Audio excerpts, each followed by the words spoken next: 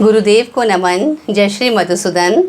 आज श्राद्ध जब चल रहे हैं तो मैं आपको जो गरुड़ पुराण सुना रही हूँ, तो आज तीसरा अध्याय मैं आपको सुनाने जा रही हूँ। वैसे तो क्योंकि मैं रोज़ आपको सुना रही हूँ तो मुझे लगता है कि आप इतनी जल्दी कल वाले अध्याय को भूले नहीं होंगे, मगर फिर भी आज के अध्याय को सुनाने से पहले मैं 2-3 पॉइंट्स आपको बता देती हूँ कि जो आपको कल वाले अध्याय से या कल वाले एपिसोड से कनेक्ट कर पाएंगे। जैसे कि मैंने आपको बताया था कि मृत्यु के बाद जो शरीर होता है, जब मृत्यु के बाद शरीर का जो सूक्ष्म रूप होता है, अंगूठे मात्र का होता है, उसको यमराज के दो दूत लेने के लिए आते हैं उस शरीर को, और सूक्ष्म रूप अंगूठे मात्र शरीर के रूप को वो लेकर अपने साथ जाते हैं, और उसके बाद ले जाकर 2 से 3 मुहूर्त के अंदर वो यमपुरी में ले जाते हैं, और वहाँ पर ले जाकर वहाँ पर जितनी भी यातनाएं दी जा रही होती हैं वो सब सारे नरकों को सब कुछ दिखा के उस सूक्ष्म शरीर को वापस ले आते हैं। 2 से 3 मुहूर्त के अंदर उस शरीर को वापस ले आते हैं, और वापस लाने के बाद वो जो सूक्ष्म शरीर है वो उस मृतक शरीर, जिसका देह पड़ी है, उस देह के अंदर वो घुसने की चेष्टा भी करता है, मगर यमराज उसको ऐसा करने नहीं देते हैं, उसको पाश से बांध देते हैं। उसके बाद बताया गया था इसके अंदर कि 10 दिन तक रोज़ 4 पिंड का दान करा जाता है, और वो पिंड दान से क्या होता है, वो जो देह है, जो क्योंकि शरीर को तो मृत शरीर को तो जला दिया गया है, मगर जो सूक्ष्म शरीर जो है वो वहाँ पर उस घर में प्रेजेंट रहता है, और जितने भी पिंडदान रोज़ 4 पिंडदान करे जाते हैं, उन पिंडदान से वो जो छोटा रूप है, अंगूठा मात्र का जो रूप है, वो हृष्ट पुष्ट होता है, मतलब उसके छाती बनती है, उसके पैर बनते हैं, उसका सीना बनता है, उसके हाथ पैर बनते हैं। ये 10 दिन तक उसका इस तरह से उसका शरीर जो सूक्ष्म रूप है, एक शरीर का रूप लेता है, छोटा शरीर का रूप लेता है।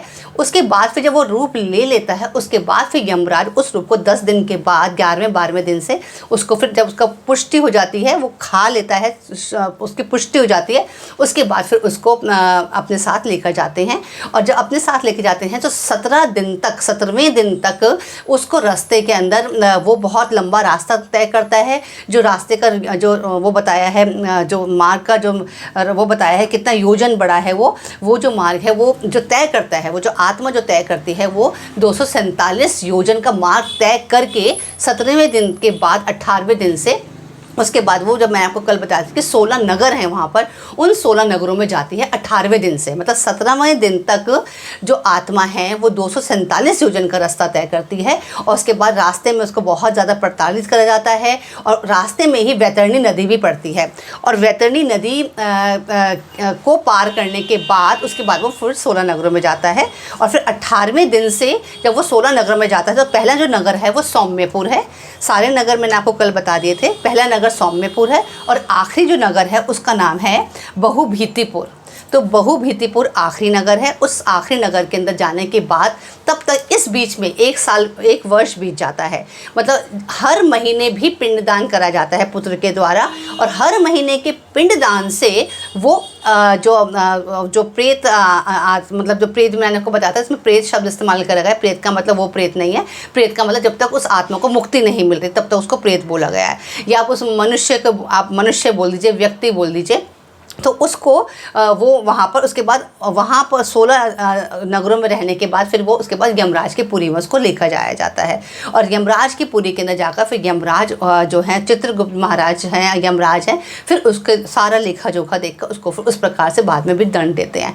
तो इसका मतलब 1 वर्ष तक जो पिंडदान हर महीने जो पिंडदान पुत्र करता है, हर महीने के पिंडदान से 11 मास तक जो हम बरसी करते हैं, 11 मास तक जो पिंडदान होता है, हर महीने के पिंडदान से जो वो आत्मा है उसको पुष्टि मिलती है, मतलब उसको भोजन मिलता है उस पिंडदान से। तो इसलिए और वो पिंडदान का भोजन को प्राप्त करके ही उसमें इतनी हिम्मत आती है कि वो चल पा रहा होता है। इस परेशानी के अंदर भी, इन कठिनाइयों को झेल के भी वो चल पा रहा होता है, नहीं तो वो उतना उसके अंदर सामर्थ्य उसका ख़त्म हो जाएगा अगर उसको पिंडदान का भोजन प्राप्त नहीं होगा तो इसलिए इस प्रकार से यहाँ पर बताया गया है। और साथ में यहाँ पर ये बताया गया है कि यहाँ पृथ्वी लोक से लेकर यमराज के पुरी तक का जो रास्ता है, वैतरणी नदी को छोड़कर, वैतरणी नदी जो है वो 100 योजन की जितनी चौड़ी है, और उसके अलावा जो है यमराज के पुरी का जो डिस्टेंस है वो है 86,000 योजन। तो ये रास्ता बताया गया है।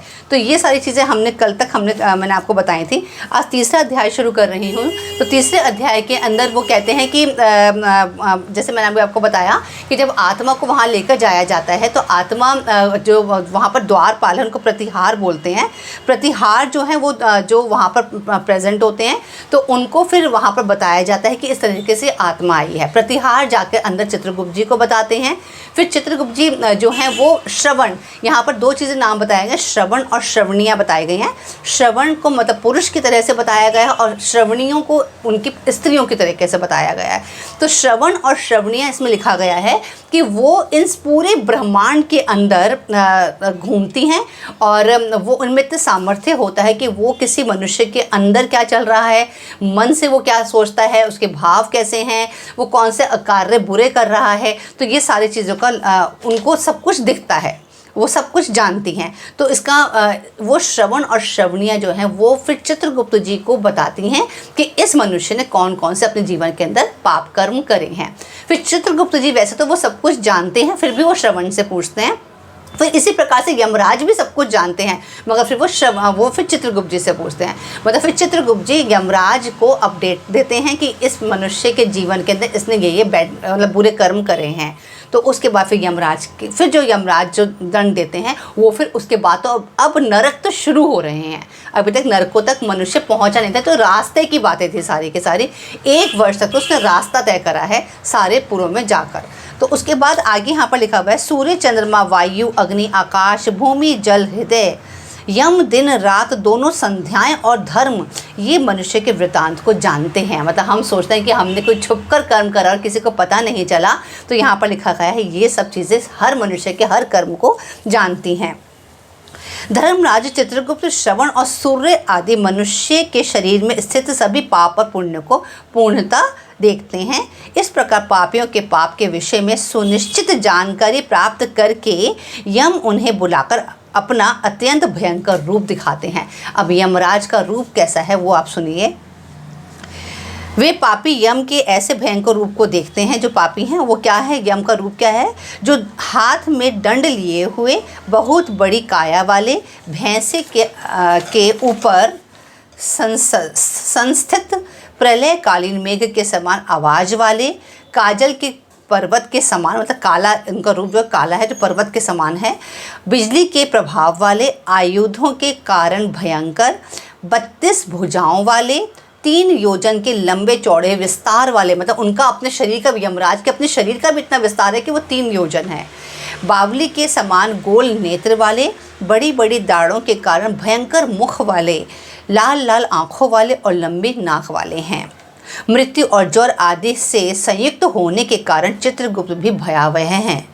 यम के समान भयानक सभी दूत उनके समीप, मतलब पापियों को डराने के लिए आसपास आके गरजते रहते हैं। चित्रगुप्त को देखकर भयभीत होकर पापी हाहाकार करने लगता है। दान ना करने वाला वह पापात्मा कांपता है और बार बार विलाप करने लगता है। चित्रगुप्त जी कहते हैं, अहंकार से दूषितों, तुम अविवेकियों ने क्यों पाप कमाया है। काम से, क्रोध से तथा पापियों की संगति से जो पाप तुमने किया है वह दुख देने वाला है। फिर भी हे मूर्ख जनों, तुमने वह पाप कर्म क्यों किया। पूर्व जन्म में तुम लोगों ने जिस प्रकार अत्यंत हर्षपूर्वक पाप कर्मों को किया, मतलब बता रहे हैं कि जब पाप हम करते तो हम कितने हर्षित होते हैं। हम किसी को गाली देते हैं तो हम कितने हर्षित होते हैं कि हाँ उससे बहस में हम जीत गए हैं। तो मगर आपको उस समय तो बहुत अच्छा महसूस हो रहा होता है। तो उसके लिए बताया गया है कि जब हर्ष, आपको पाप कर्म करते हुए जब हर्ष हो रहा था तो उसी प्रकार यातना भी भोग लो।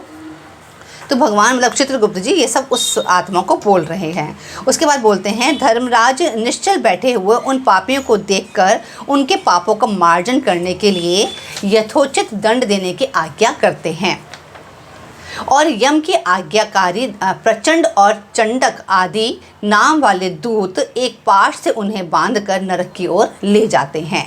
वह जलती हुई अग्नि के समान प्रभाव वाला एक विशाल वृक्ष है वहाँ पर, जो 5 योजन में फैला हुआ है तथा 1 योजन ऊंचा है। उस वृक्ष के में नीचे मुख करके उसे सांकलों से बांधकर वे दूत पीटते हैं। वहाँ जलते हुए वे रोते हैं, उनका कोई रक्षक नहीं होता। उसी शालमली वृक्ष में भूख और प्यास से पीड़ित तथा यमदूतों द्वारा पीटे जाते हुए अनेक पापी लटकते रहते हैं। बार पर लोहे की लाठियाँ, मुदगरों, भालों, बर्छियों, गदाओं और मूसलों से उन दूतों के द्वारा वे अत्यधिक मारे जाते हैं। मारने से जब वे चेष्टा रहित और मूर्छित हो जाते हैं, तब उन निश्चेष्ट पापियों को देखकर यम के दूत कहते हैं, अरे दुराचारियों, पापियों, तुम लोगों ने दुराचरण क्यों किया? सुलभ होने वाले भी जल और अन्न का दान कभी क्यों नहीं दिया? तुम लोगों ने आधा ग्रास भी कभी किसी को नहीं दिया, अतिथियों को नमस्कार नहीं किया और पितरों का तर्पण नहीं करा, यमराज तथा चित्रगुप्त का उत्तम ध्यान भी नहीं किया और उनके मंत्रों का जप भी नहीं किया, जिससे तुम्हें यह यातना नहीं मिलती। कभी कोई तीर्थ यात्रा नहीं करी, देवताओं की पूजा भी नहीं की, गृहस्थ आश्रम में रहते हुए भी तुमने हंतकार भी नहीं निकाला। हंतकार इसमें लिखा हुआ है। हंतकार क्या होता है?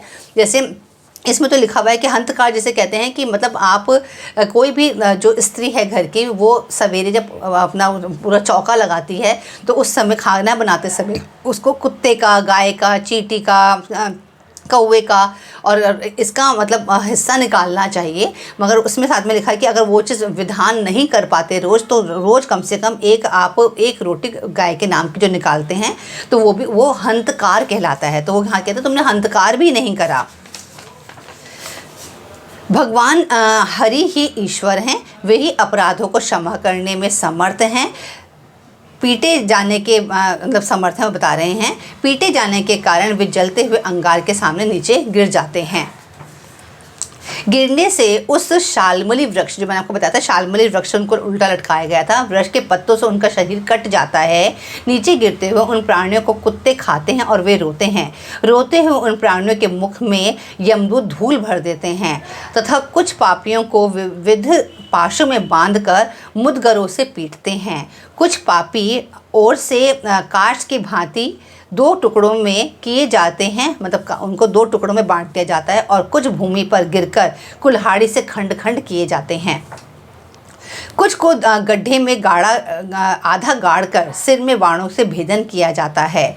कुछ दूसरे गन्ने की भांति पेरे जाते हैं। कुछ को चारों ओर से जलती हुई लकड़ी से ढक करके लौह पिंड की भांति धधकाया जाता है। कुछ को घी के खौलते हुए कड़ाहे में, कुछ को तेल के कड़ाहे में तेल जैसे जाते हुए बड़े की भांति इधर उधर जलाया जाता है। किन्हीं को मतवाले गजेंद्रों के सम्मुख रास्ते में फेंक दिया जाता है। किन्हीं को हाथ और पैर बांधकर अधोमुख लटकाया जाता है। किन्हीं को कुओं में फेंका जाता है। किन्हीं को पर्वत से गिराया जाता है। कुछ दूसरे कीड़ों के से युक्त कुंडों में डुबो दिए जाते हैं, जहाँ वे कीड़ों के द्वारा व्यथित होते हैं। कुछ पापी वज्र के समान चोंच वाले बड़े बड़े कौवों, गिद्धों और मांस भोजी पक्षियों द्वारा शिरोदेश में, नेत्र में और मुख में चोंचों से आघात करके नोचे जाते हैं। कुछ दूर पापियों के से ऋण को वापस करने की प्रार्थना करते हुए कहते हैं। कुछ दूसरे, मतलब यहाँ पर ये बताया गया है कि मतलब जो पाप आत्मा है जो ये भोग रही है, उसको वहाँ पर और पापी भी नज़र आते हैं जिनको वो पृथ्वी लोक से जानता था। तो वो पापी अपने ऊपर कष्ट तो भोग रहा है, मगर साथ में दूसरे अब उन पापियों को जो उसको जानते हैं उनको कहता है कि मेरा धन दो, मेरा धन दो। यमलोक में मैंने तुम्हें देख लिया है, मेरा धन तुम ही ने लिया है। इस प्रकार उन पापियों को सम्यक प्रताड़ित करके यम की आज्ञा से यमदूत खींचकर तामिस्र आदि घोर नरकों में फेंक देते हैं। अब यहाँ से वो नरकों में जा रहे हैं। उस वृक्ष के समीप से ही बहुत दुखों से परिपूर्ण नरक हैं, जिनमें प्राप्त होने वाले महान दुखों का वर्णन वाणी से भी नहीं किया जाता। मतलब यहाँ पर जो वृक्ष था, ये इस वृक्ष के पास ही, शाल्मली वृक्ष जो था, इसके पास ही से ही नरक शुरू होते हैं, और जिसके लिए जो नरकों की संख्या है वो 84 लाख है। उसमें से अत्यंत भयंकर और प्रमुख नरकों की संख्या 21 है। महापुराण के अंदर ये संख्या 28 बताई गई है, मगर यहाँ पर ये 21 लिखे, जो मेन जो नरक बताए गए हैं। तामिस्त्र, यहाँ पर 21 नाम मैं आपको रीड कर रही हूँ। तामिस्त्र, लोहशंकु, महारौरव, शाल्मली, रौरव, कुंडमल, कालसूत्रक, पूति, मृतिक, संघात, लोहितोद, सविश, प्रतापन, महानिरय, काकोल, संजीवन, महापथ, अवीची, अंधतामिस्त्र, कुंभिपाक, संप्रतापन तथा तपन, ये 21 नरक हैं। अनेक प्रकार के पापों का फल इनमें प्राप्त होता है और ये यम के दूतों से अधिष्ठित है। इन नरकों से गिरते हुए मूर्ख, पापी, अधर्मी जीव कल्प पर्यंत उन नरक यातनाओं को भोगते हैं। तामिस्त्र और अंधतामिस्त्र तथा रौरव आदि नरकों की जो यातनाएं हैं, उन्हें स्त्री और पुरुष पारस्परिक संग से निर्मित कर भोगते हैं। मृत्यु के अनंतर इस प्रकार का फल उनको भोगना पड़ जाता है। केवल अर्ध धर्म से कुटुंब के भरण पोषण के लिए प्रयत्नशील व्यक्ति अंधतामिस्त्र नरक में जाता है। मनुष्य लोक में नीचे नरकों की जितनी यातनाएं हैं, क्रमशः उनका भोग भोगते हुए वह पापी शुद्ध होकर पुनः इस मृत्युलोक में जन्म पाता है। तो इस प्रकार के उसके पापों के कर्मों के बाद जब वो सब कुछ भोग लेता है, उसके बाद फिर उसका वापस से पृथ्वी पर जन्म होता है। और पृथ्वी पर जन्म के बाद भी आपको पता ही होगा, आपने सुना होगा, और मैंने भी अपने एक एपिसोड में बताया था, महापुराण के अंदर इसके ऊपर भी बहुत अच्छा सा पूरा एक चैप्टर था कि किस प्रकार से जो कपिल जो भगवान हैं, जो भगवान का ही एक रूप हैं, तो उनकी जो माता थी वो अपनी माता को पूरा का वृतांत सुनाते हैं कि गर्भ के अंदर किस प्रकार से जो एक वो बालक होता है, जब पनप रहा होता है, तो वो भगवान से किस प्रकार से क्षमा याचना करता है, और वो कहता है कि मैंने जितने भी बुरे कर्म पिछले जन्म में करे थे, मैं अगले जन्म के अंदर, जब मैं मेरे को यहाँ से निकालो और मैं अगले जन्म के अंदर आपका स्मरण करूँगा। मगर बाहर निकलते ही वो बच्चा, उसकी सारी स्मृति समाप्त हो जाती है, और फिर वो धीरे धीरे करके जब से जैसे बड़ा होता है, फिर वो दुर्कर्मों में लग जाता है। तो यही पूरा साइकिल बन जाता है इस तरीके से। तो इसके अंदर यह तीसरा अध्याय मैंने आपको बता दिया। अब मैं आपको कल चौथा अध्याय सुनाऊंगी। तो कल मैं आपसे दोबारा मिलती हूँ, तब तक के लिए हरे कृष्णा।